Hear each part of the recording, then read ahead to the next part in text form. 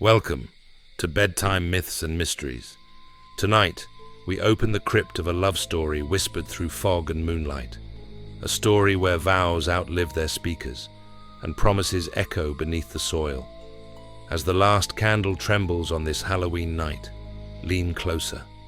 The wind is restless, and something old stirs beneath the birch trees. This is the legend of the corpse bride. There is a chill that comes only once a year, when the veil between the living and the dead grows thin enough for stories to breathe. And in that fragile hour, one tale rises again, as if from its own grave. Long before Tim Burton brought her to the silver screen in 2005, in his haunting stop-motion masterpiece Corpse Bride, there was an older tale, older than the cinema itself. Its roots reach back into the 16th century Eastern Europe, into the dust of old Jewish folklore.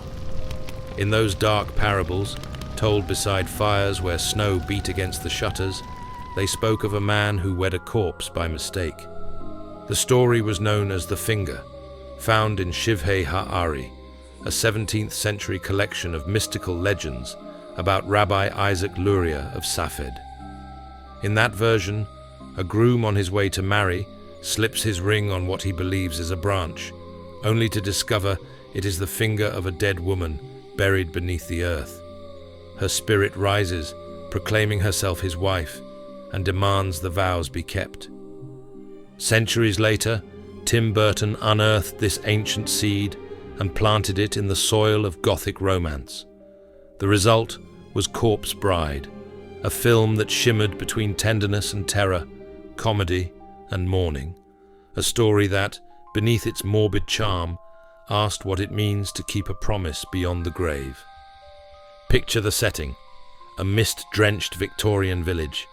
Gas lamps flicker, the cobblestones are slick with drizzle, and every window conceals a secret. There, we meet Victor Van Dort, the nervous son of nouveau riche fish merchants, and Victoria Everglot, the gentle daughter of impoverished aristocrats. Two families, joined not by love, but by transaction. The Everglot's fading name traded for the Van Dort's fortune. But love, as it often does, finds its way through the cracks of duty. Victor and Victoria share a shy tenderness, a fragile hope that their arranged union might blossom into something real. Yet when the time comes to recite his vows, Victor's nerves betray him. The candle flickers, the ring slips, the rehearsal ends in embarrassment. He flees into the forest, a place that feels older than prayer, its trees hunched like monks under moss. There, alone, he rehearses his vows to the empty air. He speaks them perfectly this time, and in a final gesture of triumph, he slides the ring upon what he believes is a root. But it is not a root, it is a bone. The ground shudders, a skeletal hand bursts from the soil. Fingers of death clasp his wrist, and a voice, cold as winter glass, breathes, "I do." From that moment, the veil is torn. The bride rises, Emily, her torn gown rippling with ghostlight, her eyes the color of drowned sapphires. She smiles with the sweetness of someone long denied, and in her trembling voice, she calls Victor, "my husband." And the forest itself seems to exhale, as though relieved that a promise has at last been fulfilled. In a whirl of shadow and candle flame, Emily carries Victor down into the land of the dead, a place not of sorrow, but strange celebration. Unlike the grey pallor of the living world, this underworld hums with color, music, and laughter. Skeletons dance in old tuxedos, skulls grin beneath bowler hats, and the taverns glow with eternal merriment. The dead, it seems, have found their joy, while the living still fret about appearances.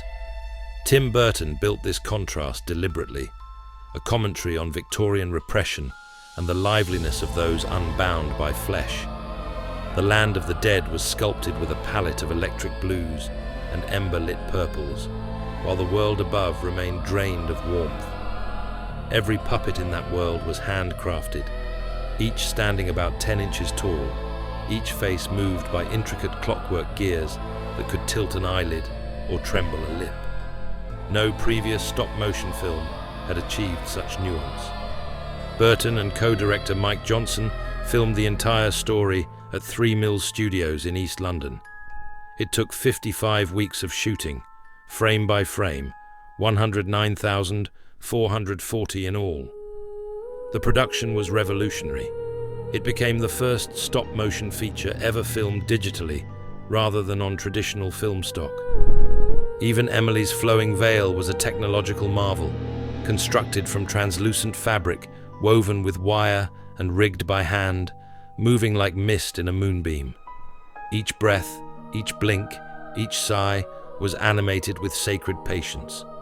Helena Bonham Carter, who voiced Emily, later said that the role haunted her dreams, that she would sometimes wake with the sensation of lace and dust around her throat. Johnny Depp, as Victor, crafted his nervous stammer in 15 minutes before his first recording session.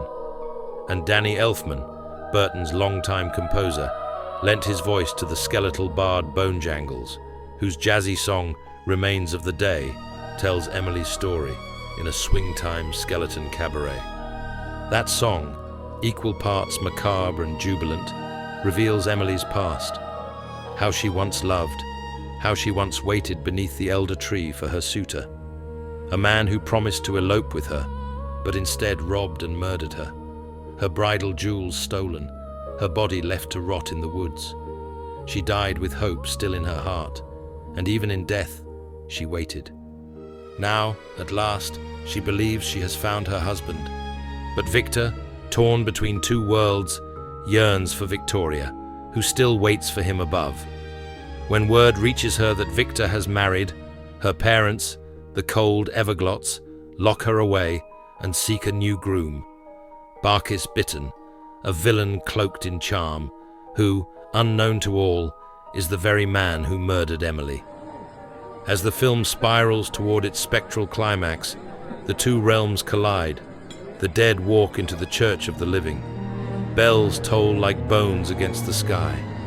Emily realizes the cruel symmetry, that Barkis, her killer, now seeks to claim another innocent bride. In the film's final act, Emily confronts him beneath stained glass light. When Barkis mocks her once more, she raises her hand, and fate delivers him to the very realm he once denied. Justice, in Burton's world, is poetic, but Emily's truest act of love is not vengeance, it is mercy. She looks upon Victor, who has offered to drink poison to join her, and she stops him. "You kept your promise," she whispers. "Now set yourself free."